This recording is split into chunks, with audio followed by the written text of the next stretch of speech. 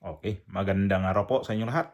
Sa ating mga subscriber po na mga pumasok sa ating YouTube channel, sa mga datihan ko pong mga subscriber, marami pong salamat sa inyong lahat. Sa inyong pagtiwala, sa inyong suporta, at sa inyong pagko-comment, sa inyong pagla-like, lahat na ginawa niyong effort dito sa ating YouTube channel. Marami pong salamat ulit sa inyong pagsakripisyo din. So, shout out sa lahat na nandito ngayon sa nanonood sa ating vlog lagi. Marami po salamat diyan sa Pilipinas, diyan sa kung saan man ng panig sa mundong ito. Marami pong salamat ha. Salamat talaga. Eh, gawan ko lang reaction itong si Claire Castro na hindi ko to alam na ito pala siya ay dating nag-criticize pala to siya kay Bongbong Marcos noon. Hindi ko alam. So, napanood ko yung mga video niya. So, gawin ko ng reaction to. Kasi dati, grabe siya makapag-react kay Bongbong Marcos. Sinabihan niya walang alam na presidente. So, ngayon, ano nangyari ngayon kay Claire Castro? Porkit na nandyan sa kanyang posisyon na ngayon, nasa gobyerno siya, ay grabe. Todo sip-sip kay Bongbong Marcos. Ito yung mga video niya. 2 video to nakita ko eh. Sabi ko, ganito pala ugali talaga ni Claire Castro na to. Matindi ka pa talaga, Claire ha. Napakaano mo pala talaga. Balimbing, dublikara pala to dati talaga ha. At hindi natin ipagtaka kasi si Bongbong Marcos tinitira niya na mayroon pa itong programa sa, di ko alam kung radio to siya o sa TV. Hindi, basta ito yung video. So it's so sad na nangyayari to sa panahon ni PBBM. Oo. So I hope, 'di ba? Sana ito ano? makita ni PBBM. Daan ng korupsyon. Yes. I agree. Ang MIF oras na makuha niya ang kopya ng bill. Ay talaga? Eh, syempre, Teka kasi lang, hindi niya nababasahin? May pirma na lang siya basta-basta? urgent nga. Urgent. Oo. Urgent. Ayun. Grabe mag-chismis, no? Nakipag-chismis sa kanyang partner. Partner pa sila. Ngayon ko na napagtanto, sabi ko, ganito pala ugali nitong babae na to. Kaya pala to siya noon na hindi pa mga Duterte ang tinitira, si Bongbong Marcos ang tinitira nito. Kaya siguro si Bongbong Marcos kinuha nito itong si Claire Castro para manahimik itong babae na to sa tanto-tantong pagtira kay Bongbong Marcos. Alam ko na kung bakit ito siya nandiyan dyan sa palasyo ngayon. Matindi yung mga sinasabi niya doon. Grabe makapaglait kay nilalait-lait niya si Bongbong. Pero ngayon, grabe makapagdipinsa. Ito pa isang video. Ang nakakataka part na ganito, ilan na ba ang advisor ni Pangulong Marcos maliban sa mga sekretaris niya? Ibig bang sabihin nito, partner? Ayoko kasi maging nega, partner. Di ba pag sobrang dami mong advisor, para lumalabas, wala ka talagang alam. Di ba? Ang dami mong advisor, tapos may secretary ka pa, tapos may UC ka pa, may ASI ka pa, and everything. Nakita ninyo? Grabe siya makapaglait dito sa presidente na to ngayon.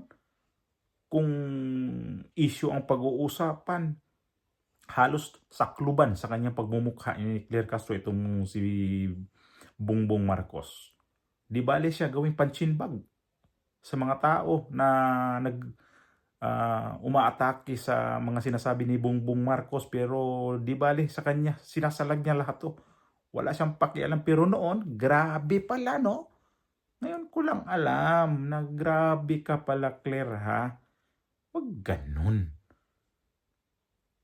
Ang tinitira ngayon ni Claire Castro mga Duterte. So, ibig sabihin ba nito, alam na natin kung ano ang kanyang papel dito sa administrasyon ni Bongbong Marcos. Pagka sinabihan to ni Bongbong Marcos, o sige, manahimik na ako dito. Ikaw na bahala sa mga Duterte kapag yan ang mapag-usapan dyan. Ikaw na bahalang salagin mo ko, dipinsahan mo ako. Pero dati, grabe partner pa siya.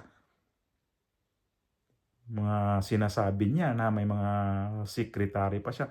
Grabe makapaglait nun. Yun pala, gawain mo rin pala, Claire, yung manglait ka sa presidente na to. Na dapat naman talaga, yung mga sinasabi mo noon, nagbago ka lang. Sa ngayon na nandyan ka na, nagtatrabaho ka na sa Malacanang, pero grabe ka. Sobra-sobra ka pala. So yan lang yung video na lumalabas. Sigurado, mayroon pang iba niyan kung ano mga pinagsasabi niya doon kay Bongbong Marcos. Ngayon, sus, hindi pala talaga to pwedeng kumbiyansaan to mga to ngayon. Kasi kung saan yung nakikinabang sila ng gusto talaga, pera-pera pala talaga ngayon. Nakikita natin ang mga tao na sa paligid ni Bongbong Marcos ngayon.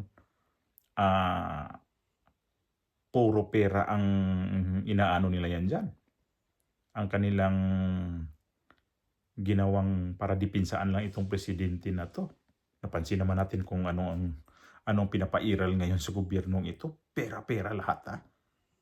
Pag-impeach ni VP Sara, pera yon. Itong unang-una, yung bagong impeachment, yung People's Initiative, pera yon. Itong mga ayuda-ayuda, ay pera pa din yan. Yung mga AIX, AKAP dati, pera pa rin ang pinagpagapang ni Bongbong Marcos. Ito na ngayon si Claire Castro. Ang ginagawa niya ngayon na sobrang pag-definsa nitong kanyang amo na alam natin kung ano ang alam naman natin kung ano ang hinihingi ng mga tao ngayon. Hair follicle. Siya pa dito ang grabing galit na galit. At galit na galit pa sa dito kay Amy Marcos kasi parang hindi daw kapatid ang turing ni Amy Marcos dito sa kanyang bunsong kapatid ni Amy. Itong si Ading. Yun pala. Ikaw rin dati.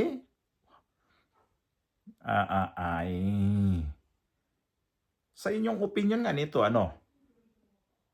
yung sabi ko ibalik lang natin itong nakikita nating mga video niya na noon na hindi pa siya nagiging undersecretary dito sa PCO kasi ngayon kasi ang dami kasing naburaot sa kanyang ginagawa diyan sa pagpa-press con, yung mga media nagtatanong sa kanya kaya lang ililihis ang kanyang sagot, hindi akma doon sa mga tanong. Yun pala dati, nagmana ka pala dito sa amo mo kasi ito si Bongbong Marcos may mga itatanong ang mga media, hindi rin tama yung sagot. Lihis din eh. Papuntang kaliwa din ang mga sagot ni Bongbong Marcos. Ang dami ang dami mga interview yan ni Bongbong Marcos na ililihis niya. Ito pala. Ang ganda pala paka-training nito ni Bongbong Marcos nitong Claire Castro. Nilalaglag niya pala yan dati, pero ngayon niyayakap niya na. Ang tindi mo, Claire. Hindi ka talaga clear talaga ang pag-iisip mo. Sumirisi talaga na ang mga tao galit na galit sa iyo, inis na inis sa iyo. Kumukulo na talaga ang kanilang ang kumukulo ang kanilang pawis sa'yo dito kasi grabe ka pala, balingbing ka pala. Dati sobra kang criticize dito sa kay Bongbong Marcos kasi ganito, mahinang presidente. Ngayon sa palagay mo, magaling na presidente, yan. Sobrang pagtatrabaho yan. Noon, grabe ka. Yung mga media siguro nga dyan, pag nagtatanong dito kay Claire Castro, di ba sabi ko nga ito, mabubuisit ka talaga sa kanya kasi tinatanong ka, may halo pa tong baliktad. Minsan binabaliktad pa yung media kung sino yung nagtatanong sa kanya. Baliktarin niya pa pagtanong, ano yun? Galit yan. Yun pala yun. Kasi pag aktuhan talaga yung tanong sa mga nasa media, hindi niya kayang sagutin. Ito lang, bagong huli eh. Bagong huli. Itong huli lang bago lang, di ba?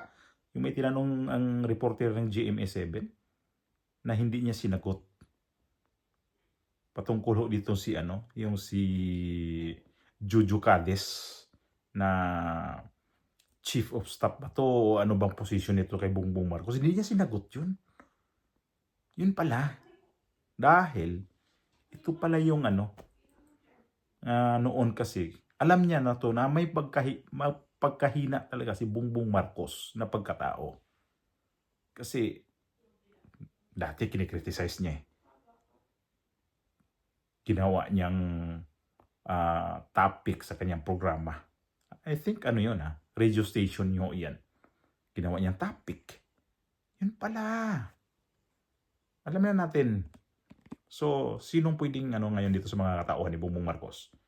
Sa ngayon pa lang, meron akong nakikita na isa pang tauhan ni Bongbong Marcos na mukhang pag natapos ito si Bongbong Marcos, babaliktad to. Delikado siya dito si Bongbong Marcos dito. Tsaka ko na lang yan Tsaka ko na lang yan sabihin sa inyo. Kapapanood ko lang yung interview niya eh. So, iniobserbahan ko ang mga sinasabi nito. So sabi ko, pagdating ng araw, pag nawala na sa posisyon si Bongbong Marcos, pag nakaamoy ito, na itong amo na to, marami talagang katiwalian. Ganon yan, no? Alam nyo na kung ano ibig sabihin. Parang ahas pa. Tutuklawin niya to. Sa ngayon, hindi ko muna ilabas yan. Iano ko muna. Anuhin ko muna yung tao. Pero itong tao na to ngayon, diehard pa sa kanya. Pero pagdating na siguro ng itong 2026, ewan ko lang Ewan ko lang. So magawan ko rin ng reaction niyan sa sunod na mga araw. Panoorin ko ulit yung niya, yung reaction niya dito sa interview niya kasi sabi ko delikado mayroon siya ditong naisip niya na maglalaro siya dito. Ito yung ginawa niya ngayon ni Claire Castro. Noon, pinaglaruan niya si Bongbong Marcos. Pero ngayon, todo dipinsa niya dito. So saan ka pa? Dating taga-lait-lait ni Bongbong Marcos. Ngayon, taga-dipinsa na ni Bongbong Marcos. Lunod. Patay siya dito kay Bongbong Marcos ngayon Tindi mo, Claire Hindi ka namimili. Hindi ka namimili talaga ng pag-uugali mo na ganun ka pala. Ang lupit mo. Bagay ka talaga sa mga tinatawag nila dyan. May tawag sa kanya, di ba? Bagay ka. Kaya, ito, babae na to. Sa ngayon, pati palad ni Bongbong Marcos ito, talagang hinihimod niya talaga ng gusto. Pero, may araw ka rin na hindi mo na to kayang dipinsaan tong amo mo. Kasi nakikita naman natin kung ano talaga yung pagkatao nito, yung himod-puwit ka ngayon nito. Tingnan natin sa sunod na mga araw nito kung saan ka talaga pupulutin ka. Kasi alam ko naman na may katapusan lahat yung mga ginagawa ninyo dyan. Itong ginagawa niya kay Bongbong Marcos noon, siguro mas may mas may malupit pa ang kanyang mga sinasabi noon. Kailangan hindi natin makita pa yung ibang mga reaksyon niya dito. So itong reaksyon niya ngayon, sapat na to na dati ka pa lang nito kay Bongbong Marcos. Ako sabi ko, ang galing itong babae na to dublikara pala to. Kasi noon, hindi ko naman to kilala noon. Tapos yung mga vlog niya, tinitingnan ko, mostly kasi ang tinitira niya noon ay mga Duterte. Kaya nga siguro sabi ko, noon, nakita siguro ni Bongbong Marcos to na, bagay to na gagawin nating tagapagsalita. Kasi ang papel talaga niya dito ay hindi siya spokesperson ni Bongbong Marcos. Hindi ho yan. Kahit hanggang ngayon, pag tanungin niya sinasabi niya yan na hindi ako ang spokesperson. Ang kanyang trabaho lang daw dyan ay yung nagawa ni Bongbong Marcos at saka yung gagawin. Kaya lang iba na Iba yung palaman na ngayon sa kanyang mga sinasabi. So, sabi ko, noon, grabe ka makapag sa presidente mo. Kasi di ko nga to presidente. Bahala na kayo na magsabi na presidente pa kasi Pilipino. Hindi ko to sabihin na presidente ko to. Sorry na lang talaga sa inyo kasi hindi ko talaga masikmura tong ginagawa ni Bongbong Marcos talaga sa ngayon.